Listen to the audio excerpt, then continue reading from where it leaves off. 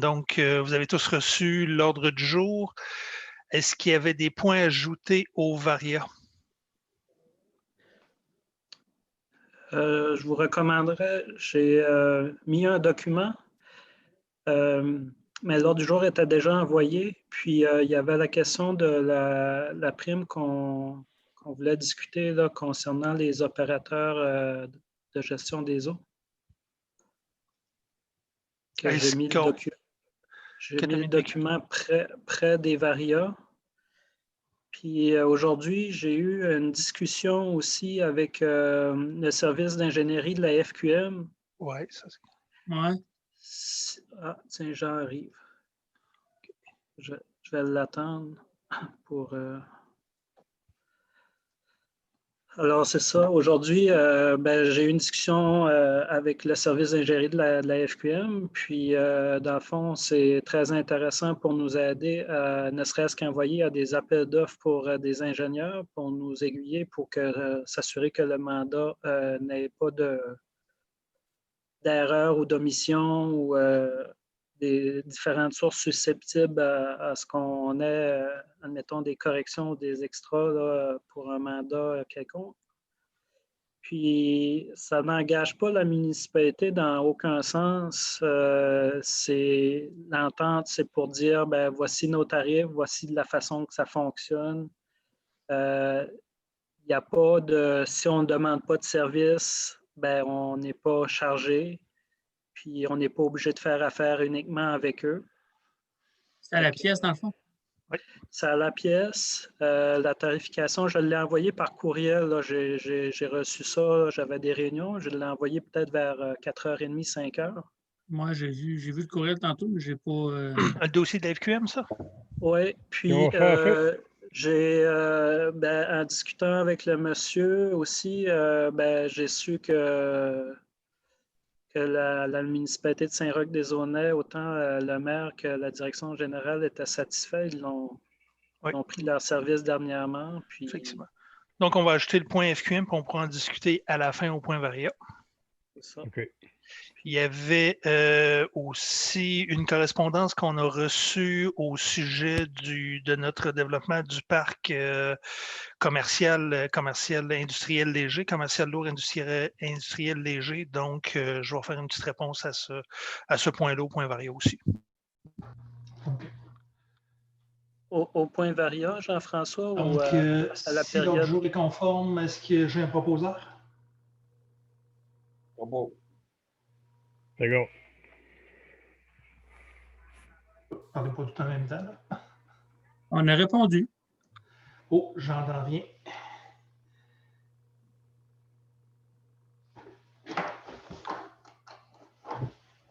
Déconnecté. Est-ce que vous m'entendez là? Oui. Oui, parfait. Donc, je recommence. Qui a proposé? Raymond a proposé. Raymond a proposé, ordre du jour. Raymond, seconde. Raymond, Jean-Edmond. Désolé, j'ai été déconnecté. Parfait. L'adoption des ordres du jour ou de l'ordre du jour du 5 octobre, du 20 octobre et du 27 octobre, les réunions spéciales qu'on a eues. Est-ce que vous en avez pris connaissance? Oui. Est-ce que c'était conforme? Oui. Oui. Est-ce qu'il y a un proposeur en secondaire? Propose. Florien, secondaire 2. Regarde. Raymond. Parfait. Information du conseil, donc suivi des membres du conseil. Est-ce qu'il y a des suivis à faire par rapport à vos différents dossiers? Cette semaine, on a eu une rencontre là, avec le comité pour la refonte du PIA. Oui. C'était plus une rencontre d'orientation plus qu'une rencontre de décision quelconque, là. Donc, c'est ça, on s'est mis à jour sur les différents aspects de la politique qu'on pourrait peut-être amener du côté urbanisme et du côté politique, conseil. Ouais. Donc, c'est ça. On a établi les grandes lignes, puis on va replancher là-dessus. Là. Ça va probablement aller après les fêtes, étant donné le mois chargé qui s'en vient avec l'adoption du budget et tous les autres programmes qui sont déjà prévus. Parfait. Merci. Est-ce qu'il y a d'autres conseillers qui avaient des suivis à faire sur leur dossier? Donc, on va passer au point 7, suivi de la direction générale. M. Lacerre parle, mais il n'y a pas de son. Oh. On voyait bouger les lèvres, mais... Au niveau du comité consultatif en protection de l'environnement, on a eu la première rencontre. Je pense que, bon, pour le mandat, au niveau des berges, l'érosion et puis des changements climatiques là, qui sont autour de ça, je pense que c'est bien accepté, c'est bien enclenché. Il y a plusieurs personnes qui avaient des contacts dans les différents organismes qui s'occupent aussi de ça, le ZIP et puis l'Université du Québec à Rimouski. Alors là-dessus, je pense qu'on devrait avoir des premiers contacts d'ici la fin du mois de novembre ou du mois de décembre dans ce coin-là, je crois. Excellent. Excellent, merci. Est-ce qu'il y a d'autres suivis à faire? S'il n'y a pas d'autres suivis, je vais passer au point 7, suivi de la direction générale. Louis, avais-tu des points de suivi suite à une dernière rencontre? Aucun point en particulier, non. Parfait. Correspondances diverses, est-ce que vous avez pris connaissance des différents points de correspondance? Oui. Est-ce qu'il y avait des commentaires sur les points? On avait peut-être juste le deuxième PICO, la Fédération canadienne d'entreprises indépendantes, qui nous demandait de démontrer publiquement votre soutien aux PME. Est-ce qu'on allait de l'avant avec leurs demandes? On en avait jasé en réunion de travail, puis il n'y avait pas eu un gros élan, mais je repose la question. Oui, ben de leur côté, c'est quoi qu'ils demandaient? Un appui, tout simplement? Oui, je pense que c'est un appui, c'est une adhésion. Je ne me souviens pas de... Bon, il demandait aussi... Attends un peu. Ouais, il demandait aussi de publier un message de support à l'attention des entreprises. Hein, mais... Publier des messages de remerciement une fois par semaine jusqu'au 28 novembre. OK. On laisse couler. Ouais. Parfait. Donc, point 9, formation sur la gestion des actifs MRC FQM. Donc, c'était une demande de la FQM à savoir si la municipalité voulait participer justement à des plans de formation. On avait une résolution dans notre ordre du jour qui faisait la mention, donc, considérant l'intérêt de plusieurs municipalités et MRC participantes à cette activité, signifiait à la FQM son intérêt de participer aux activités prévues en 2020 sur la gestion des actifs, puis s'engager à collaborer aux différentes étapes de projets, formation, symposium prévus en 2020 et 2021. Donc ça, je pense, Louis, tu avais un intérêt à envoyer du personnel de la municipalité à ces formations-là?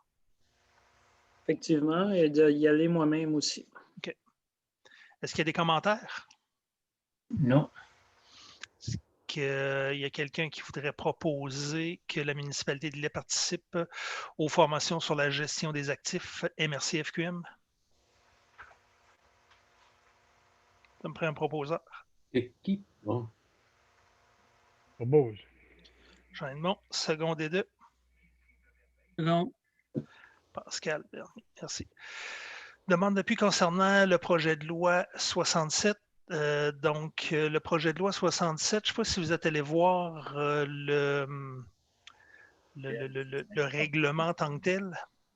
Jean Edmond, c'est la même chose. Ce qu'on dit, 80. L'article en tant que tel. Donc, en gros, ce que la FQM dit, c'est que présentement, avec le projet de loi 67, le gouvernement ôterait des pouvoirs aux municipalités au niveau du zonage là, dans les milieux humides ou sur le bord des lacs. Donc, si je regarde le point 81, cette loi est modifiée pour l'insertion auprès du secteur 2. On parle d'aucune disposition de règlement municipal adopté en vertu de la loi sur l'aménagement de l'urbanisme, chapitre A. 19.1 ne peut avoir pour effet d'interdire l'exploitation d'un établissement d'hébergement ou est offert au moyen d'un seul d'une seule réservation de l'hébergement dans la résidence principale de la personne physique qui l'exploite à une personne ou à un seul groupe de personnes liées à la fois et n'incluant aucun repas-service sur place. Donc, en gros, ce que la FQM présuppose, c'est que les municipalités ne pourront plus légiférer au niveau de ce type d'hébergement-là, style Airbnb. Donc, dans l'article 81 au point 21.1, c'est un petit peu le résumé du point. Donc, ce que la FQM a besoin d'avoir, c'est un appui de la municipalité, ou du moins des municipalités, pour qu'eux soient en mesure de faire des représentations. Je pense que c'est ça, Louis? Oui. Dans l'ensemble. Donc, est-ce que vous êtes en faveur de donner un appui à la FQM sur ce point-là? Oui. Parfait. Qui en fait la proposition? Je propose. Florian, secondé de. Second.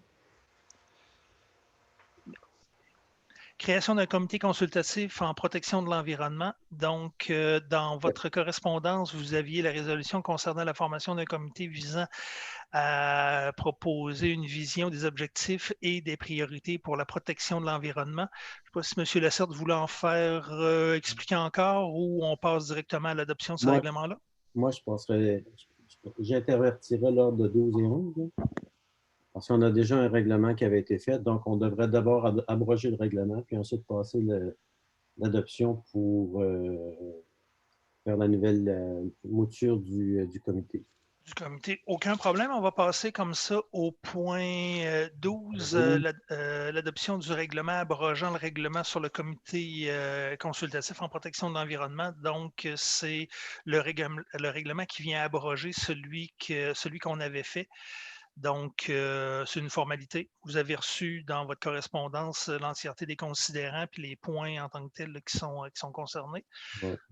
Donc, et oui. En gros, c'était pour réparer un peu pas les erreurs, mais les brèches qu'on avait faites au code municipal en permettant que des citoyens soient partie prenante, membres des comités, ce qui est pas permis par le code. Donc, on va abroger ça. Puis, avec l'autre article qui précède, là, 11, la création du comité. Donc, on recrée le comité, mais selon les normes qu'on s'était données au niveau des municipalités l'année passée, en donnant les caractères et puis les caractéristiques des comités qu'on a ici. Donc, pour nos invités à expliquer, faire une petite une histoire courte là-dessus, c'est que le conseil municipal peut, par résolution, par règlement, former des comités sur des points précis ou des questions précises. Puis, lors de la création de ces comités-là, la population ne peut pas y participer. Donc, c'est un droit et un devoir des conseillers ou du conseil municipal en tant que tel. Quand on avait créé notre premier règlement, il y avait des citoyens qui y apparaissaient. C'était de bonne foi pour faire participer le plus possible nos citoyens à la protection de l'environnement, considérant que le code municipal nous empêche d'intégrer dans un comité formel des citoyens. Donc, on vient abroger celui-là, mais par contre, on n'exclut pas la possibilité de s'allier justement des citoyens pour participer à ces comités-là, mais le décisionnel va rester politique. Donc, qui fait la proposition pour le règlement qui abroge le règlement sur le comité consultatif de protection de l'environnement? Jean Lacerte. Parfait. Secondé de Pascal. Bernier. Le point 11, si on revient au point 11, c'est-à-dire la création du comité en tant que tel, la résolution concernant la formation d'un comité visant à proposer une vision des objectifs et des priorités pour la protection de l'environnement. Qui en fait la proposition? Je le propose. Jean Lacerte. Jean, secondé de Second. Pascal. Est-ce que vous vouliez apporter des commentaires supplémentaires au point 11, M. Lacerte? En fait, non, ça reprend un peu ce qu'on avait auparavant, sauf qu'on va se focaliser probablement principalement sur un mandat à la fois, donc comme on avait convenu dans la formation des comités à l'origine. Et puis, le premier mandat, c'est l'érosion des berges et puis l'effet des changements climatiques sur les inondations, puis ces choses-là en bordure du Saint-Laurent. Parfait. Merci. Est-ce qu'il y avait des personnes qui avaient des commentaires sur ce point-là? On va passer au point 13, l'adoption d'une fiche de présentation de projet pour l'élaboration du budget municipal. Donc, comme vous avez reçu dans votre correspondance, et suite à la dernière réunion de travail, on avait discuté longuement d'une fiche de projet. On avait proposé de la passer en résolution lors de cette rencontre-là. La fiche, c'est pour être capable de justement permettre au conseil ou aux membres du conseil d'avoir plus d'informations sur l'élaboration des nouveaux projets à venir et en même temps d'être capable de faire le suivi des projets qui sont pendants là, présentement.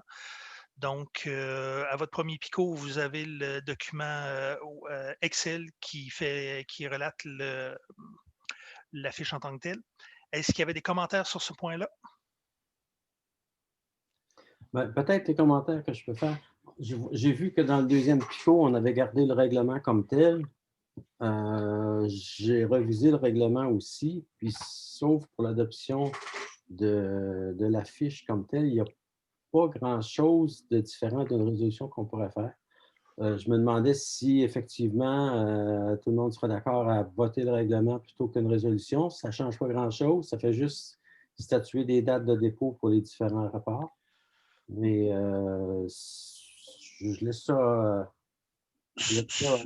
à l'Assemblée. Sur ce point-là, on en a discuté durant 2 heures, puis le compte-rendu, ou du moins la conclusion, était d'adopter la fiche, puis de reporter l'adoption du règlement et l'adopter l'année prochaine si on sentait que le besoin s'en faisait sentir. Ça fait que moi, je ramène au point 13, adoption de la fiche de présentation du projet pour l'élaboration du budget. Ça fait que je redemande, est-ce qu'il y a un proposeur pour l'adoption de la fiche? Propose. Pascal qui a proposé? C'est moi, Florent. Florian. Secondé 2. Second. Pascal. Merci. Point 13, adoption du règlement sur les animaux. Vous avez reçu le règlement, donc on est en phase d'adoption de ce point-là. Je pense qu'on en avait discuté en réunion de travail. Est-ce qu'il y avait des commentaires? Non.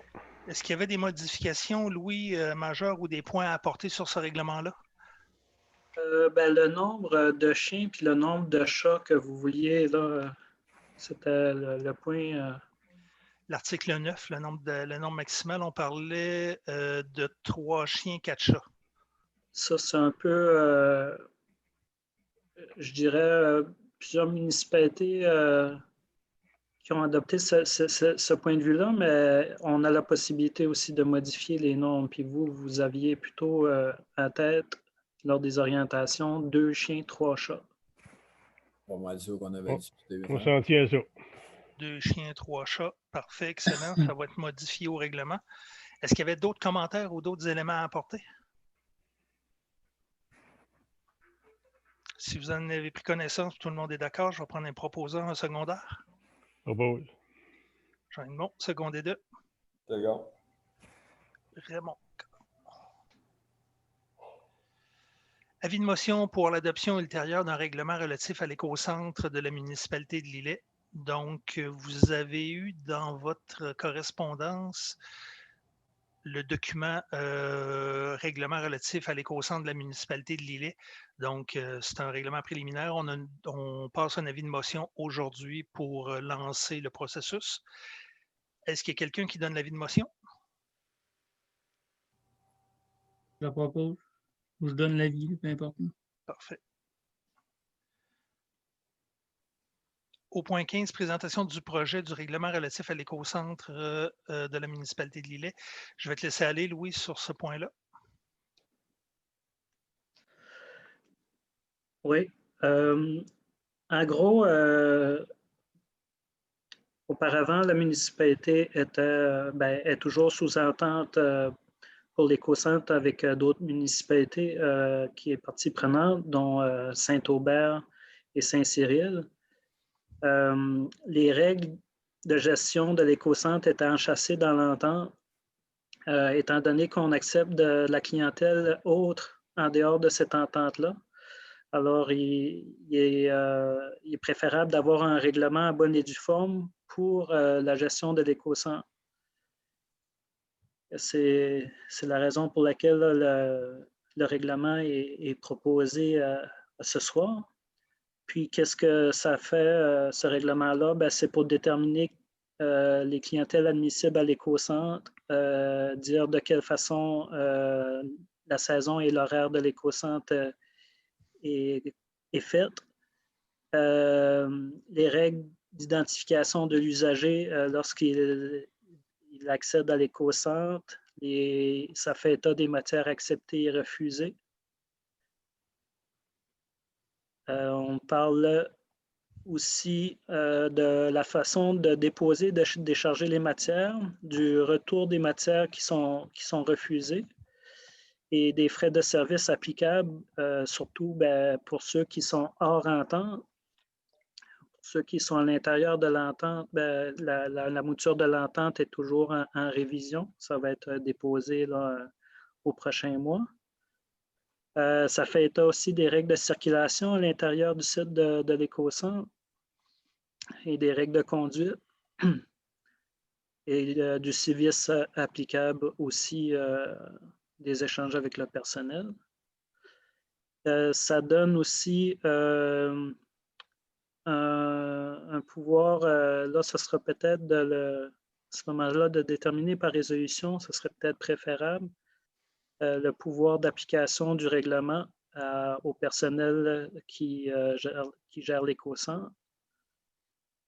Puis ça fait état des fonctions et pouvoirs de ces personnes-là. Ensuite de ça, il y a des dispositions pénales advenant que des gens contreviennent à l'une ou l'autre des dispositions à l'intérieur du règlement. Alors, ce serait possible qu'il y ait des infractions et aussi éventuellement des sanctions qu'on puisse appliquer. Ça, c'est une nouveauté par rapport à ce qu'il existait à l'intérieur de l'entente auparavant. Ce n'est pas parce qu'on a eu des problèmes dans le passé, c'est arrivé à une fois qu'on a dû intervenir, disons, avec plus de fermeté avec une personne, mais ça n'a pas été problématique. Advenant que ça le soit, c'est un peu là pour ça, ces dispositions-là. Puis sinon, ça fait le tour de la proposition actuelle. Puis comme je vous disais, si vous n'êtes pas à l'aise ce soir, là, à ce niveau-là, s'il manque des grandes choses à l'intérieur du règlement, c'est de le signaler. À ce moment-là, on va refaire une présentation là, au mois de décembre. Mais sinon, je pense que les grandes considérations là, sont à l'intérieur du règlement, puis il manque juste des petits ajustements là, pour faire en sorte que le tout est bien ficelé, là, à mon avis. Est-ce qu'il y a des commentaires? Est-ce qu'il y a une copie qui a été déposée? Pardon? Est-ce qu'il y a une copie qui a été déposée de celui-là? Oui, il est au point 15 dans le picot qui se trouve en dessous du mot municipalité. Le règlement est là. Est-ce qu'il y a d'autres commentaires? On va en jaser un peu plus en long et en large dans une autre rencontre. Effectivement, réunion de travail, on peut le ramener pour en discuter, là, faire une discussion de fond sur ce nouveau règlement-là. La seule chose, je dirais, Pascal, s'il y a des modifications comme majeures suite à la discussion, on va devoir le représenter. Mm-hmm. Sinon, si ça convient, on ferait une adoption tout de suite en décembre. Oui. On peut il est modifiable jusqu'en décembre. Oui. Dans le processus d'adoption réglementaire, quand on fait un avis de motion, puis surtout une présentation, il ne faut pas que le règlement final soit qu'il y ait des dispositions qui changent radicalement ou qu'on ajoute ou qu'on change de façon importante le règlement. Si ça, c'est correct, on va pouvoir procéder à l'adoption. Sinon, OK. on représentera les modifications à la prochaine séance, tout simplement. Là. OK. Autre question? Donc, on va passer au point 17, avis de motion pour l'adoption ultérieure d'un règlement sur les nuisances, plus spécifiquement pour chasse sportive. Donc, vous avez eu dans votre correspondance, ou du moins dans l'ordre du jour, une correspondance qu'on a reçue le 22 octobre dernier de M. Gilles qui nous fait mention justement de la problématique de la proximité des chasseurs sur le bord du terrain durant la période de chasse à l'oie. Donc, suite à notre dernière réunion de travail, on en avait discuté. Le règlement en période de chasse pour la période où pour la marée haute, on parlait de 60 mètres. Prévérification au niveau de la réglementation provinciale, on parlerait plutôt de 100 mètres. La proposition qui avait été faite lors d'une réunion de travail, c'est de faire cette adaptation-là, c'est-à-dire de ramener le règlement à 100 mètres comme celui du règlement provincial. C'est bien ça, Louis? Effectivement. Est-ce qu'il y avait... Question en rapport à ça, est-ce que c'est applicable?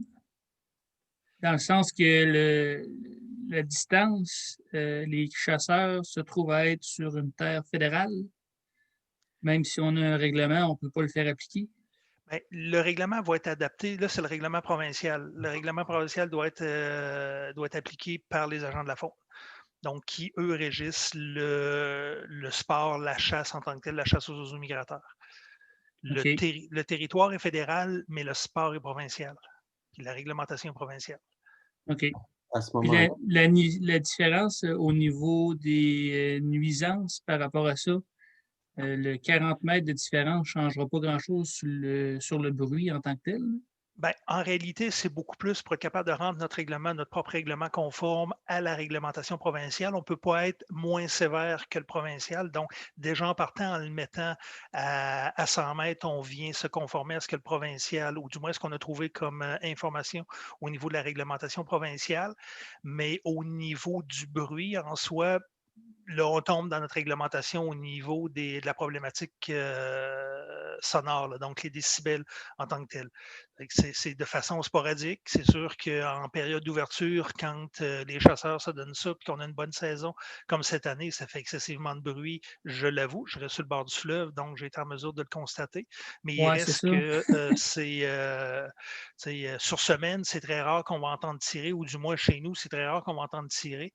Donc, puis là, plus la saison avance, ben, moins on a de chasseurs, puis moins il y a d'oiseaux migrateurs. Donc, on va avoir un problème excessif à faire respecter la réglementation, que ce soit par la SQ qui fait respecter notre règlement de zonage ou par les agents de la faune.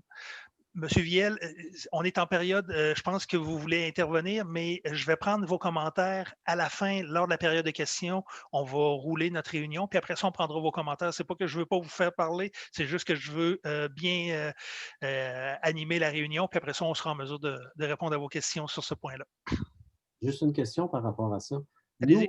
Nous, on l'a dans notre règlement sur les nuisances, mais étant donné que c'est une loi provinciale, puis aussi que c'est administré par les agents de la faune, est-ce qu'il ne vaudrait pas mieux juste mentionner effectivement qu'on s'aligne à la loi provinciale et puis que c'est des agents qui vont Ben, c'est un peu comme je disais tantôt. Le problème numéro un de ce point de règlement-là, c'est l'application.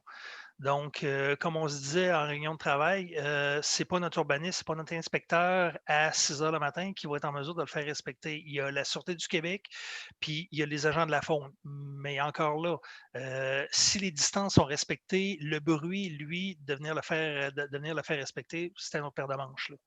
Ça fait que je vois mal comment on serait capable de le faire de un. En tout cas, je ne sais pas s'il y en a qui ont des suggestions intéressantes, on peut les prendre, mais. Alors, on va vendre des silencieux pour mettre sur les 12 à Lilette. Mais si on prend juste la température, en fin de semaine passée, il y avait des chasseurs sur le bord du fleuve, puis on les entendait à peu près pas. Le temps était hyper sec, puis c'était venteux. Les sons étaient pas mal moins Ouais. pires. Mais à Il ventait l'ouverture, sur le bon bord. ils ventaient sur le bon bord, c'est Ça ça. donne Parce une que chance. à Parce que l'ouverture, quand elle ne va pas sur le bon bord, on entend un gars tirer de l'île. Fait que c'est ça, ça pète.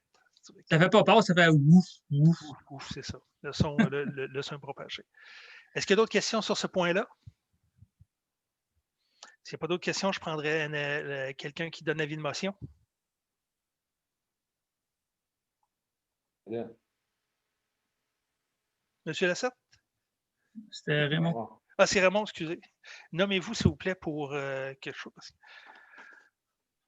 Présentation du projet de règlement sur les nuisances. Je pense que j'en ai fait une pas pire présentation. Je ne sais pas s'il y avait d'autres choses à amener en ce sens-là, Louis. Non, c'est parfait. Parfait. Point 19, demande PIA pour le point 19, 20 et 21, c'est des points de CCU. Donc, Pascal, je vais te laisser aller sur ces 3 points-là. Oui, je rouvre mon petit document pour rafraîchir ma mémoire.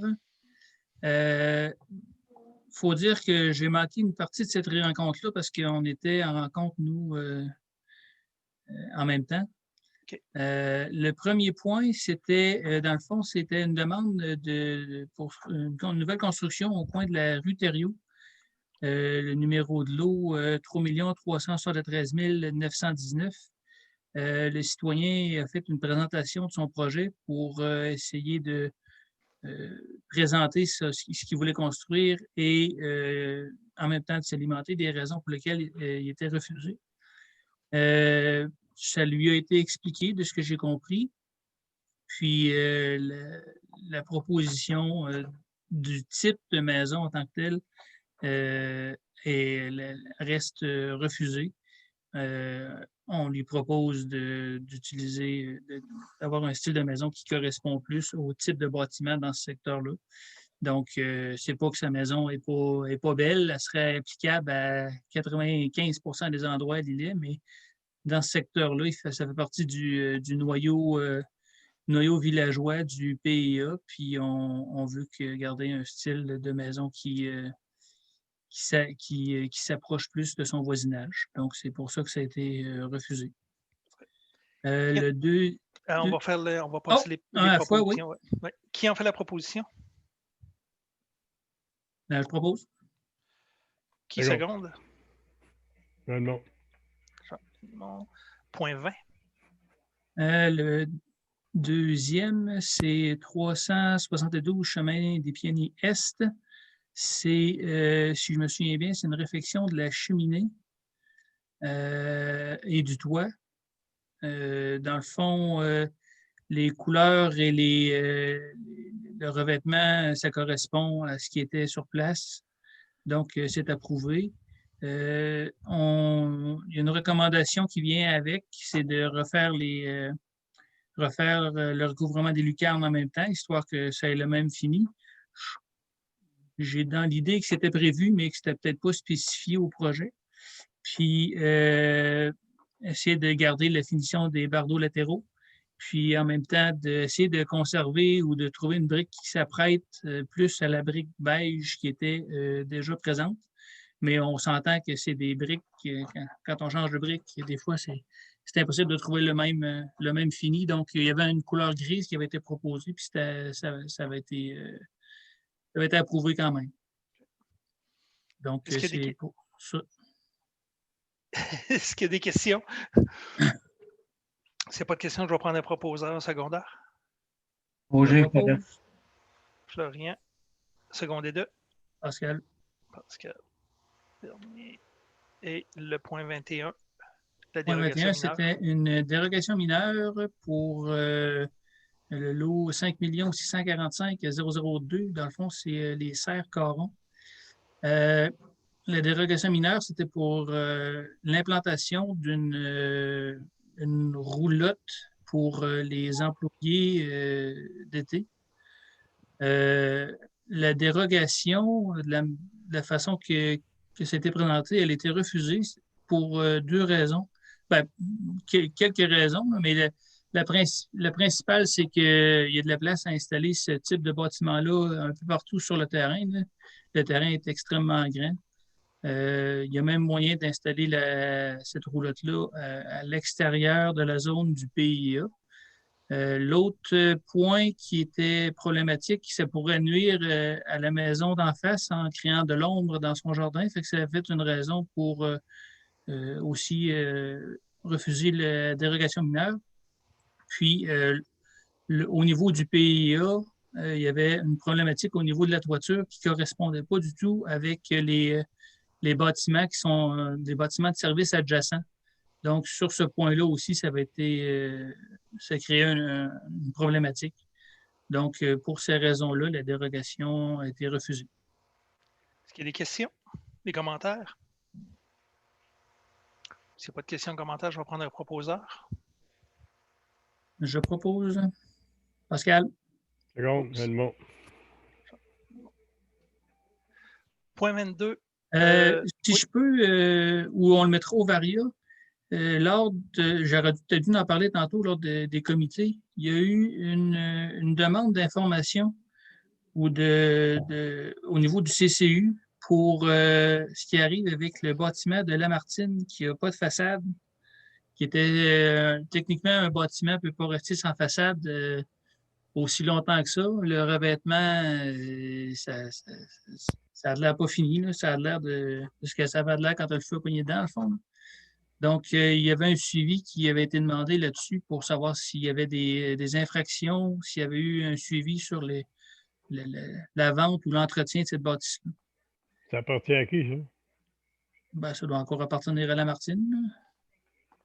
Il n'y a pas eu une rumeur que ça avait été vendu. Ben là, peut-être, là, mais les rumeurs, ça ne change rien au règlement. Ouais, Ouais. L'affiche à vendre est toujours là, par contre. Oui.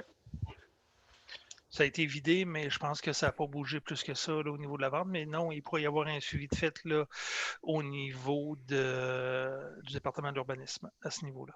Ça a l'air d'une bâtisse à l'abandon bien plus qu'autre chose. Oui, puis ça fait un bout de temps, là. Ça fait quelques années. Effectivement.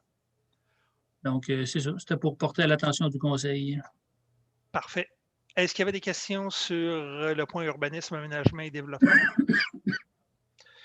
S'il n'y en a pas, on va passer au point 22, la demande d'aide financière pour les sentiers dans le cadre du programme de soutien à la mise à niveau et à l'amélioration des sentiers et des sites de pratique d'activité et de plein air. Donc, dans le point qu'on avait dans notre ordre du jour, c'était les sites ou du moins les places qui avaient été proposées pour être capables de venir aménager. La demande d'aide financière, Louis, est-ce que c'est seulement pour la municipalité d'Îlet puis le sentier au Bertrand Bernier ou c'est pour l'entièreté, Pain de Sucre, Club des Appalaches et ainsi de suite?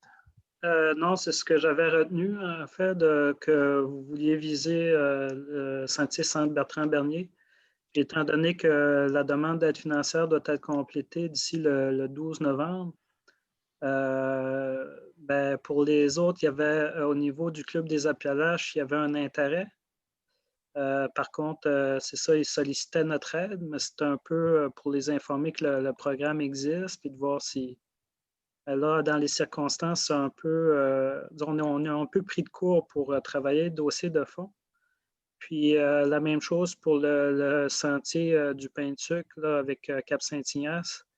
Il y a plein de discussions avec des propriétaires privés, là, un peu comme le Club des Appalaches et leur sentier.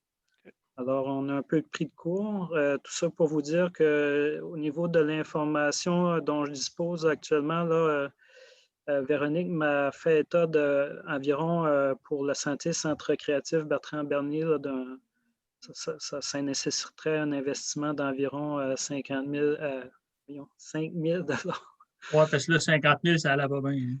Excusez. Oui, environ 5 000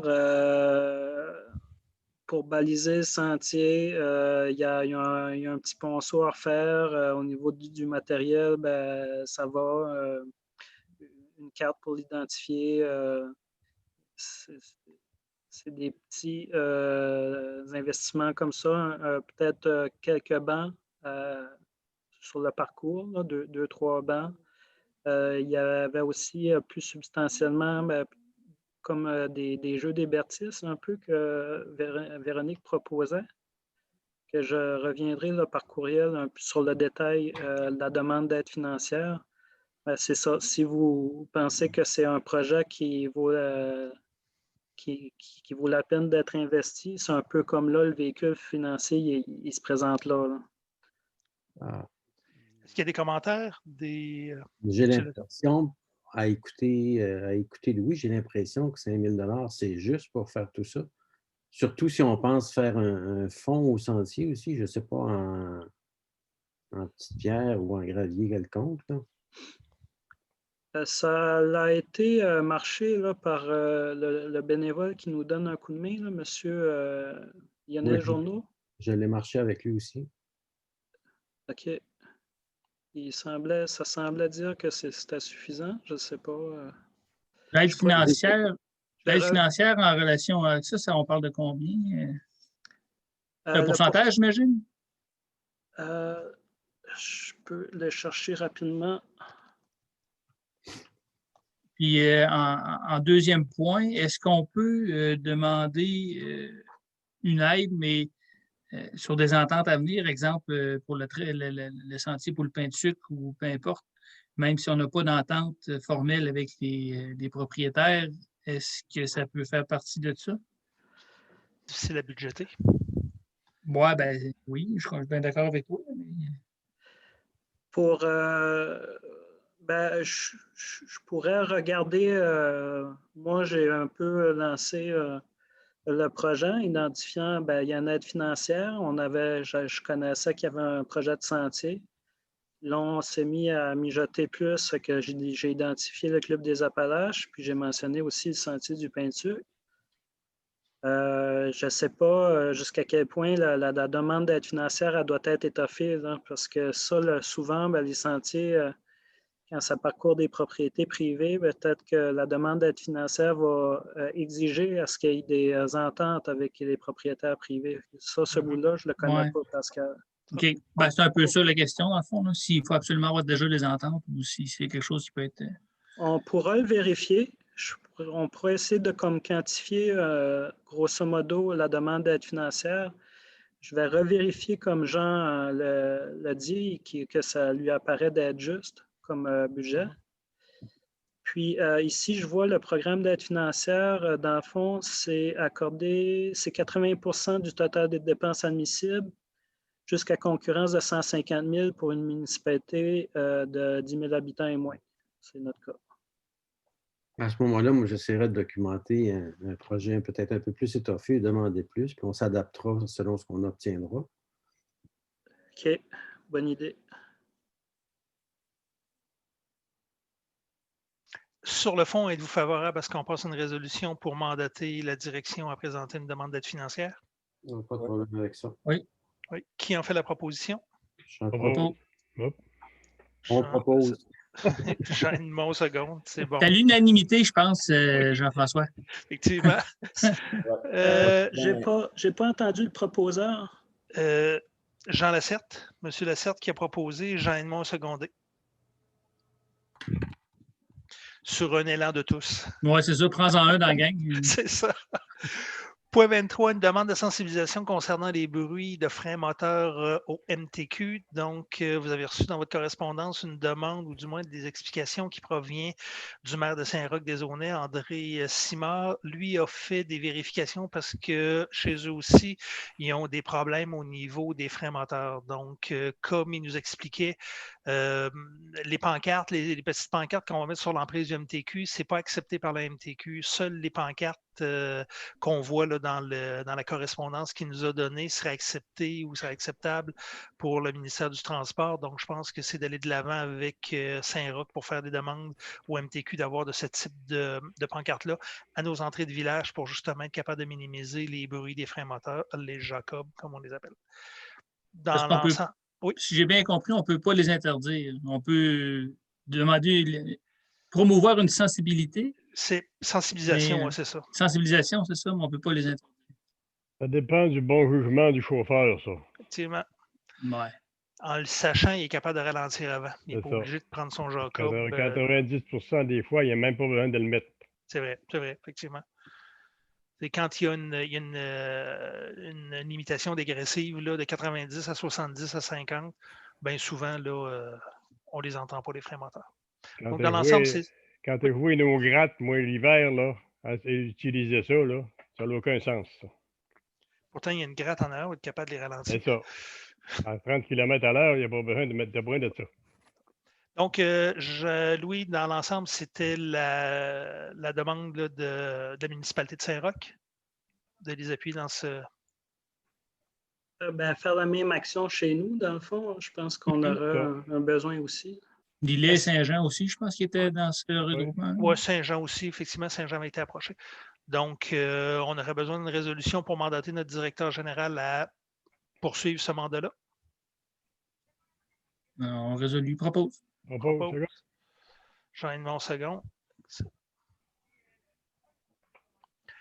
Mandat pour la vente du motel industriel, donc c'est pour faire le notaire? Non, c'est pour la signature du contrat. Pour pouvoir faire la transaction, puis aussi peut-être, formuler aussi votre position là, quant à la demande de surseoir sur l'augmentation du loyer d'ici à ce que, disons, le découpage du motel puisse se faire comme un condo industriel. Mais Louis, tu disais l'autre soir que, me semble, en condo industriel, il faudrait modifier la réglementation.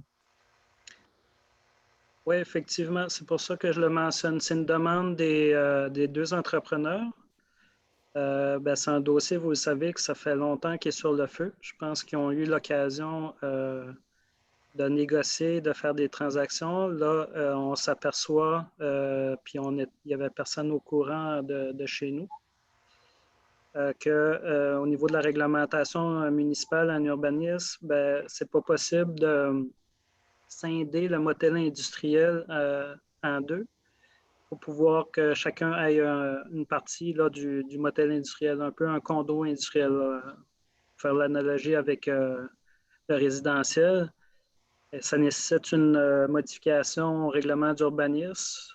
Ça va être intégré dans la prochaine mouture de règlement, mais d'ici ce temps-là, c'est un peu la situation. Ça ne les empêche pas de faire une transaction, de s'organiser entre eux, puis par la suite, de refaire une transaction s'ils ne veulent pas payer les augmentations de loyer. Là. En réalité, le choix qu'on a dans ce dossier-là, c'est de deux ordres. C'est-à-dire que soit on passe à résolution pour mandater la vente du motel industriel au prix qu'on a suggéré, puis à l'intérêt des acquéreurs, ou, corrige-moi si je me trompe, Louis, de maintenir ou d'attendre de signer le contrat que le règlement soit adopté, mais qu'on n'augmente pas le prix du loyer. C'est ça. On n'augmente pas ou qu'on absorbe? Qu'on ne l'augmente pas. Parce que là, on ne l'a pas déjà voté, l'augmentation? On a une augmentation de voté, effectivement, mais considérant qu'eux sont prêts à l'acheter immédiatement avant l'augmentation du loyer, mais comme ils ne peuvent pas scinder en condo industriel au niveau du condo, donc il faut qu'on change notre réglementation. Oui, mais ils scinderont quand ils pourront. Je veux dire, ils peuvent l'acheter quand même, puis quand ils auront l'occasion, la possibilité de le scinder, on sait que c'est une demande qu'ils ont présentement, fait qu'on va acheter notre règlement, puis ils le scinderont à ce moment-là. Ça relève d'une décision du conseil de prendre soit une option, soit l'autre. Raymond? C'est à cause que si on attend, si on modifie pour que ça devienne un condo, il va y avoir d'autres choses qui vont arriver avec ça. Il va y avoir des fracs, ils vont être obligés d'avoir un mur coupe-feu, quoi que ce soit. Là. Il va y avoir une réglementation du code du bâtiment qui va changer. Je suis certain de ça. On est bien mieux. Ils veulent l'acheter, là, qu'ils l'achètent comme il est là. On a déjà mis pas mal d'eau dans notre vin dans ça, cette fois-là. Ça fait combien d'années? Ça fait 4-5 ans qu'on traîne ça. Puis qu'ils passent à l'acte, puis ils s'arrangeront après. Arrangeront entre d'autres. Est-ce qu'il y a d'autres commentaires? Moi, j'en ai un autre. Dans leur projet de proposition, là, évidemment, ils mentionnent que le vendeur doit donner une garantie légale. Est-ce qu'il y a eu des tests de sol de fait dans ce coin-là? Oui, ça a tout été testé. Ça fait l'hiver passé. On a parlé de ça, il me semble, avant le budget de l'année passée, si je me trompe pas. C'est ça, en novembre, décembre passé, on avait le rapport de Chalopit qui disait qu'il n'y avait pas de contaminants dans le sol. Peut-être que ça apparaîtrait dans les conditions. Ben là, je pense que c'est une vieille version du contrat qu'on a là, dans le dossier. Est-ce qu'il y a d'autres commentaires? L'augmentation de loyer, ça représentait quoi, en fait? Oui, ça, je ne l'ai pas entre les mains. Je ne l'ai pas entre les mains non plus. C'était assez substantiel. On était, je pense, aux alentours de 18 000. Puis là, on faisait un saut aux alentours de 20, 21, parce que le marché était à 25. Puis on leur avait annoncé aussi à l'avance un peu l'ordre des augmentations. À la dernière petite augmentation, on leur a dit, ben, dans l'avenir, ça va tendre assez rapidement vers le marché. OK. Est-ce qu'il y a d'autres commentaires? Donc, à ce moment-ci, la position, c'est qu'on le vend maintenant s'ils veulent, mais qu'on ne touche pas à l'augmentation. S'ils ne l'ajoutent pas maintenant, l'augmentation tient. Ce qu'ils veulent, ouais, c'est ça, effectivement. Ce qu'ils veulent, la proposition qui avait été faite par la direction, c'était soit de vendre immédiatement, puis on passe à un autre appel, ou si on ne le vend pas immédiatement, de quand même appliquer l'augmentation. Bon, OK. Puis, de toute façon, on a juste à mettre dans le contrat de vente un engagement à modifier le règlement. Là. Que le règlement va se modifier lors de la prochaine mouture. De toute façon, on a des points d'éléments à modifier dans notre règlement. Ça fait que ça va être une question de mois. Ouais, c'est ça. C'est un minimum de 4, maximum de 6. Là. Autre commentaire? Oui. Non. Donc, si je comprends bien, vous êtes d'avis de passer immédiatement à la vente? Oui. Oui. Je vais prendre un proposeur en secondaire. Seconde. Raymond propose. Seconde. Jean Lasserte. Jean Lassette. Matières résiduelles et matières résiduelles et infrastructures d'eau, demande de renouvellement de l'entente pour le traitement des eaux de l'Exivia pour 2021.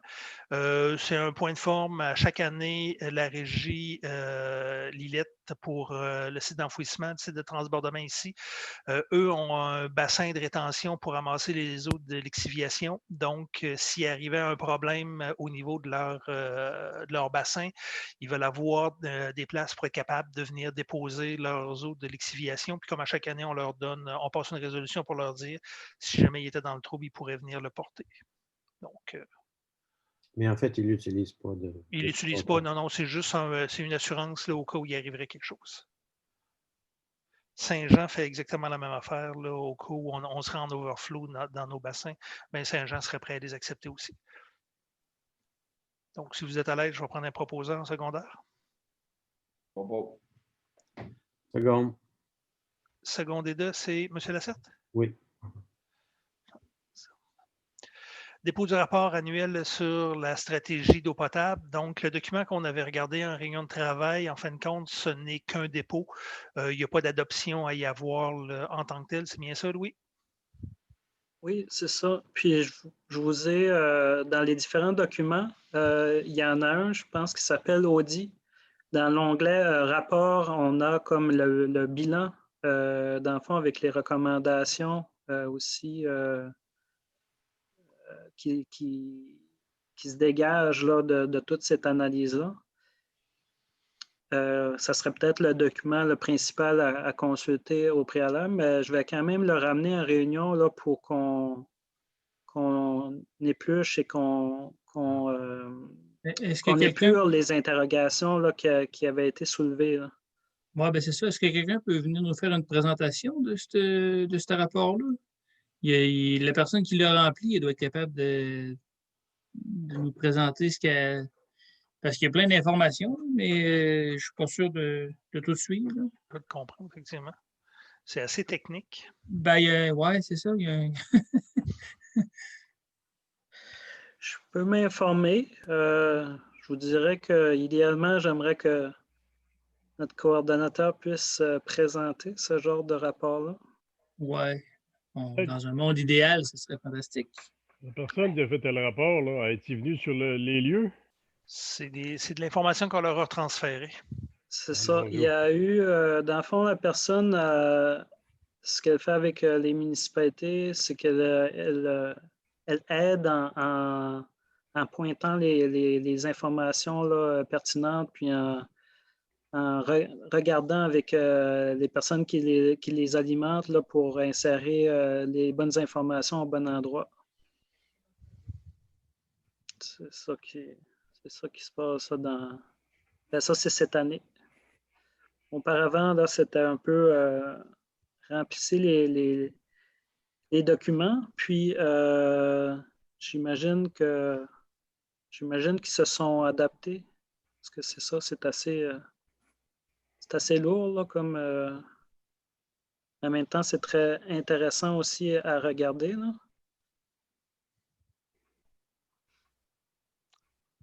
Autre commentaire sur le dépôt du rapport annuel? Non, mais est-ce que, par rapport à la demande de Pascal, est-ce qu'on va avoir une présentation? Je l'ai pris en note. Je vais regarder qu'est-ce que je peux faire à ce niveau-là. Parfait. Autre question de commentaire? Donc, je vais prendre... non, excusez. On va passer au point 27, l'autorisation pour la signature du protocole d'entente FIMO. Donc, Louis, je vais te laisser aller là-dessus. C'est juste une résolution pour nous autoriser à signer le protocole. Exactement, tel que demandé. Dans le fond, ce qui arrive, c'est que je n'avais pas de modèle de résolution pour présenter la demande d'aide financière. On a obtenu ce qu'on avait demandé.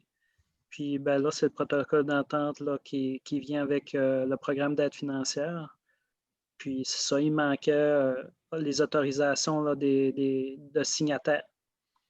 Il faudrait autoriser Jean-François et moi pour pouvoir compléter le processus. Est-ce qu'il y a des commentaires? Qui propose? Propose. Second des deux?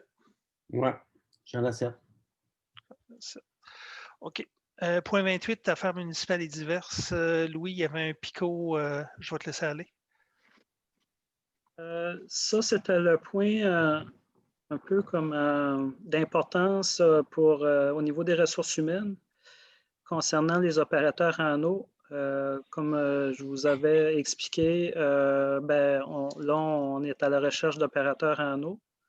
Puis, en regardant le marché, en ayant aussi fait le travail au niveau de la révision des échelles salariales avec le consultant, il y aurait lieu d'agir sur ce poste-là pour être, disons, au même niveau que le marché.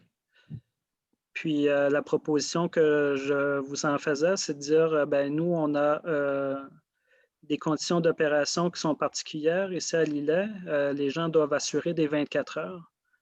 Alors, c'est de statuer sur une prime concernant cette situation particulière-là.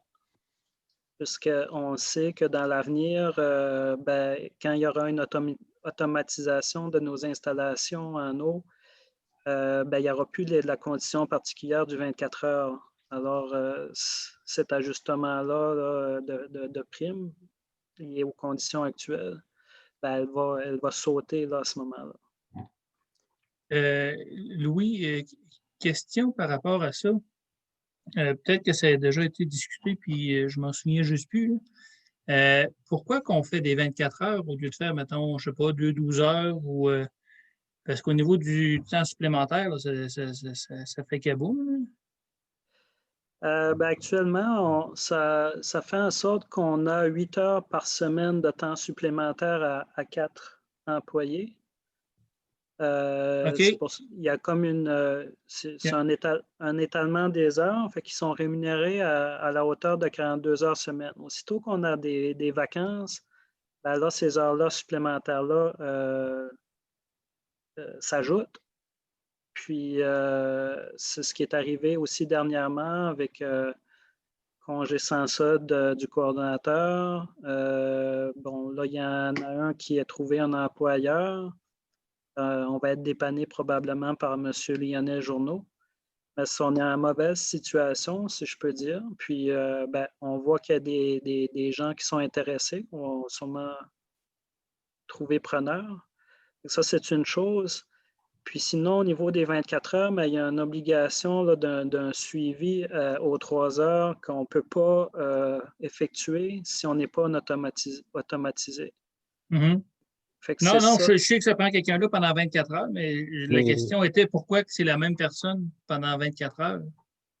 On peut revoir C'est parce horaires. que sur un horaire de 42 heures, si je comprends bien, il fait 8 heures d'overtime. C'est ça? Non, l'équivalent 42 heures, c'est au niveau de la paye. Dans le fond, ils font 2 24 heures.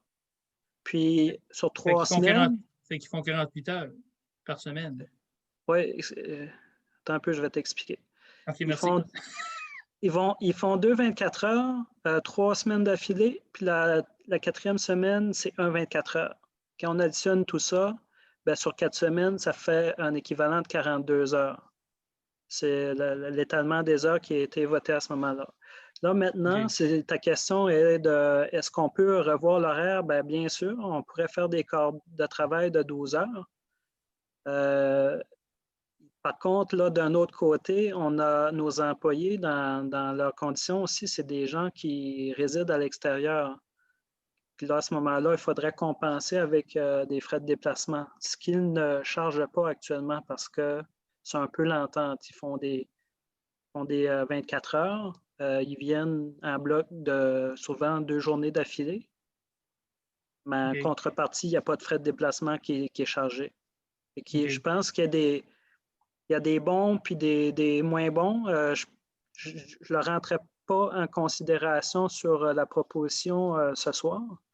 Mais oui, effectivement, c'est à regarder pour un nouvel horaire. Puis avec la projection dont je vous faisais d'avoir 5 membres, puis réduire à néant les heures supplémentaires, ça va devoir être regardé scrupuleusement l'horaire, puisque c'est ça, moi j'ai un besoin que le coordonnateur soit là sur semaine pour pouvoir assurer un suivi entre les opérateurs et aussi présenter, admettons, le rapport de stratégie eau potable. OK. Dans l'année. Est-ce qu'on a une idée des heures réelles travaillées pendant la nuit? Parce que c'est quoi? On a une vérification à faire aux 3 heures? C'est de la présence. Je te dis que les heures travaillées, je ne pense pas qu'ils travaillent pendant 24 heures. C'est beaucoup plus l'achat d'une présence qu'on se paye ou qu'on s'est toujours payé. Surveillance, que ça prend. Là, c'est 2 personnes? 4. Non, mais en même temps, c'est une personne à la fois? Une personne à la fois, oui. Une personne à la fois.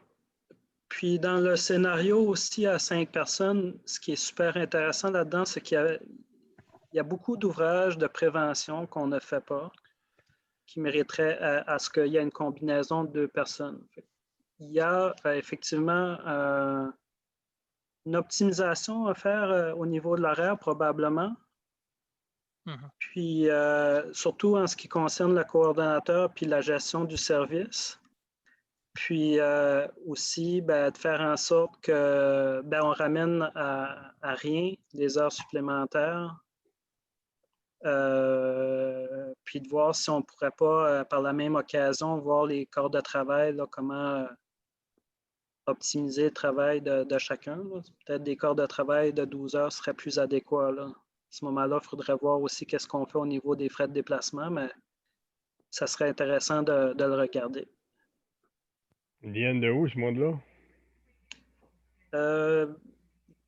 Sofiane, il est dans le coin de Bellechasse, exactement, là, c'est quoi? Le nom m'échappe. Il y en a un qui est à Rivière-du-Loup, puis l'autre qui est à Rivière-Ouelle, je crois, dans ce coin-là. Il n'y en a plus aucun là, de Lillet. Puis, il y a M. Journeau qui reprend du service. Il y a M. Journeau qui va venir nous dépanner. C'est par intérim, je dirais, jusqu'à temps qu'on trouve une autre personne. Mais il était disponible là, à partir de bientôt, mi-novembre, pour pratiquement à l'ordre d'une journée semaine. Fait qu'on est bien content qu'il revienne et qu'il reprenne du service. Il fait le système par cœur temporaire. Pardon? Il connaît le système par cœur, de toute façon. Oui, M. Journeau est très autonome. Autre question, commentaire sur ce point-là? Donc, si on récapitule, Louis, ta demande est de...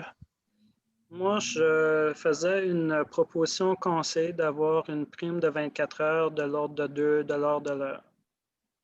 Tant et aussi longtemps que l'usine sera... non automatisée. Oui, c'est ça. Ou une prime d'étalement des heures, là, c'est les conditions. Et peut-être on peut la mettre conditionnelle à revoir, voir si les conditions changent. Mm-hmm. Parce que là, il y a la question du 24 heures versus est-ce qu'il n'y a pas une autre modulation du corps de travail à faire? Disons temporairement, on pourrait le dire que c'est pour adaptation temporaire, puis de voir au niveau du corps de travail. C'est lié avec cette condition-là. OK. Mais si je comprends bien, la nuit, c'est des gens d'extérieur, donc on ne paye pas leur déplacement. Par contre, ils n'ont pas de logement ou de coucher à payer parce qu'ils vont coucher à l'usine. Ils sont équipés là-bas pour ça. Puis, l'ouvrage qu'ils ont à faire pendant la nuit, c'est la présence. Ils doivent se lever à intervalles réguliers. Je pense que c'est aux 3 heures pour faire des vérifications. Fait que, c'est un peu... ils font quand même des tournées à l'intérieur du 24 heures. Donc, ça fait une drôle de garde. Là. Ils se lèvent à intervalles réguliers là, pour faire leur tournée puis prendre les données là, qu'ils doivent faire. Donc, est-ce que vous êtes à l'aise avec la proposition de la direction générale? Le 2 piastres de l'heure-là, c'est pour les heures supplémentaires ou pour les heures? C'est une prime globale pour les 24 heures qu'ils font. Donc, on augmente leur salaire de façon par une résolution. Puis, le principe de la résolution est important parce qu'à partir de maintenant, ce 2 de l'heure-là, on va venir l'étoiler en situation d'équité salariale parce que c'est une situation exceptionnelle. Un, on a excessivement de difficulté à être capable de trouver du monde. Puis, 2, la tâche qu'on leur demande d'être là pendant 24 heures, même si ce n'est pas forçant nécessairement, bien, ça devient exigeant au niveau de la vie de famille et tout ça. Jean-François, si c'est une prime qu'on lui met puis qu'on dit que c'est une prime qui est temporaire ou sujettie à changement, est-ce que la prime rentre dans les conditions d'équité salariale quand même? Parce que c'est une condition spéciale, c'est pas un salaire de base échelonné sur 8 échelons ou peu importe. Là. Tu l'as bien défini comme il faut qu'elle se retrouve sur la résolution qu'on va passer. C'est vraiment exceptionnel. Puis là, à partir de là, on est capable de venir l'étoiler. Donc, on ne la considère pas dans le salaire. OK, c'est ça que tu voulais dire par étoilé. Oui. Merci de m'instruire sur mon vocabulaire. Excusez. Aurait-il une grosse différence si on les paye le déplacement? Non, on ne rentre pas là-dedans. Là. OK. Autre commentaire? S'il n'y a pas d'autres commentaires, puis vous êtes d'accord, je vais prendre un proposeur en secondaire. Propose. Bon, seconde et 2. C'est bon. Parfait. Prochain point à Ovaria, c'était la FQM, service d'ingénierie. Donc, mandater notre directeur général à négocier avec la FQM pour savoir comment ça peut nous coûter au niveau des différents projets qu'on a en ingénierie. C'est ça, Louis? Oui, les coûts, ils sont à l'intérieur de l'entente. C'est comme, pour résumer, là, comme je vous disais avant l'adoption de l'ordre du jour, dans le fond, ça implique aucun engagement pour la municipalité. C'est juste pour accepter les conditions de rémunération puis les façons de mandater la FQM. Puis ça ne nous impose pas aussi de faire affaire avec eux. Là. Si on veut faire affaire avec des ingénieurs dans le privé, on peut le faire. Je me suis aussi informé de leur expertise. Puis, dans le fond, eux, ils ont une expertise plutôt en génie civil parce qu'en ingénierie des procédés, il m'a dit clairement qu'il n'était pas en mesure de répondre à ce genre de mandat-là. Par contre, quand on fait puis aussi, ils ont une certaine expertise, ils ont un architecte, ils ont une certaine expertise dans l'ingénierie du bâtiment, je dirais, hormis la mécanique du bâtiment. Mais tout ça, moi, mon besoin plus pressant, ce serait que faire des appels d'offres. Puis, pour différents projets. Puis d'autres projets qui urgent moins, j'essaierais d'abord leur expertise en génie civil là, pour les routes, qui sont les plans ISA de vie qui sont moins pressants. Alors, j'essaierais le service là, de voir comment ça fonctionne avec eux. Mais c'est vraiment pour lancer des appels d'offres, là, ce qui est plus pressant là, actuellement. Mais moi, j'aimerais bien qu'on puisse voir le portefeuille de projets qui serait touché par cette autorisation-là. C'est possible? Je veux juste dire, bon, est-ce que tu vas avoir une autorisation pour discuter pour des besoins d'ingénierie ad nauseam avec la FQM ou s'il y a des projets particuliers? Moi, les projets que je vois qui sont les plus pressants, c'est l'usine, l'automatisation. La 132-285, c'en est un prix. La 132-285. Puis ce qu'on n'a pas mentionné aussi, puis qui n'est pas dans le même domaine, mais qui peut être probablement donné par la FQM, c'est le plan de communication pour le camping. Ça pourrait être fait aussi probablement, s'ils ont des ressources en com. C'est ça. J'en aurais un autre aussi en termes de, juste pour lancer l'appel d'offres, celui au niveau de renouvellement des conduites, Petite Gaspésie, 4e rue, 3e rue, 6e avenue. Tout ce qui est attaché au FIMO, dans le fond? Oui, c'est ça. Il faut partir en appel d'offres là-dessus rapidement sur le plan de vie. Là, nous, on a quelque chose sur le feu. Je le ferai valider avec eux. Celui-là, il est pressant. Jean, tu as raison au niveau de l'usine d'eau potable aussi, d'avoir une expertise là-dessus. Ils peuvent nous donner conseil sur une formule d'appel d'offres. On a déjà une description. Celui-là, il est pressant. Ça serait ça que je demanderais. Puis l'autre qui est pressant, c'est camping. C'est les trois. Pour le reste, je peux faire un listing comme tu suggères, Jean, puis de dire, à mon avis, qu'est-ce qu'on pourrait faire avec ce portefeuille de projet-là. Comment qu'on ferait intervenir la FQM. L'idée, ce n'est pas tout le temps les interpeller non plus. Là. Pour les trois, je vous ai mentionné personnellement, ça serait juste pour nous aiguiller pour l'appel d'offres parce qu'on est dans l'urgence. OK. Moi, j'aimerais que tu comme tu dis, que tu les mettes dans la résolution. Fait comme ça, quitte à revenir un peu plus tard avec une autre autorisation si on a besoin. Mais on pourrait suivre ceux-là, puis voir quand c'est fini, puis voir les résultats, puis ensuite passer à autre chose. Oui, c'est ça, faire un postpartum, puis voir comment ça a été, où est-ce qu'on s'en va, puis...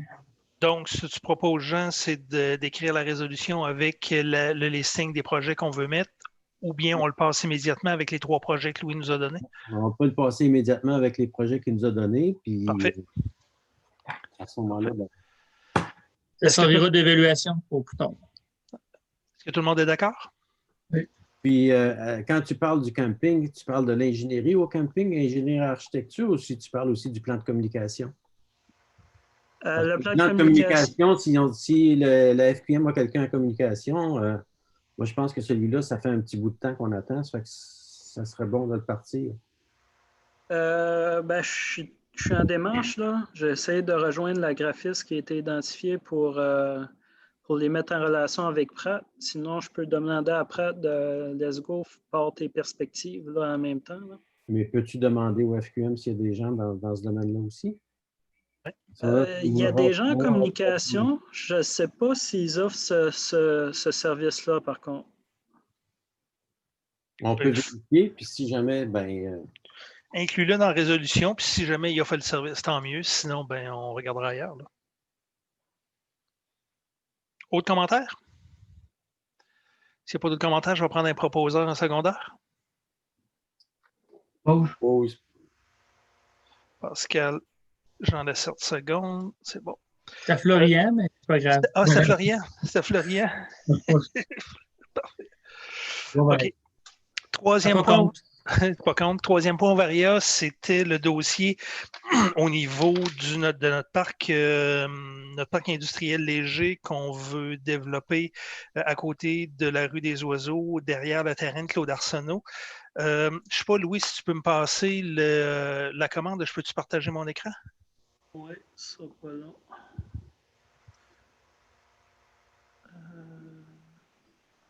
François.